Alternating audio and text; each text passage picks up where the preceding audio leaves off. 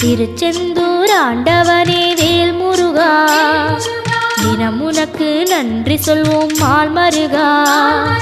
திருவடியில் தவம் இருப்போம் திருமுருகா, தீப்பெழுது நலமெனவே வடிவழகா.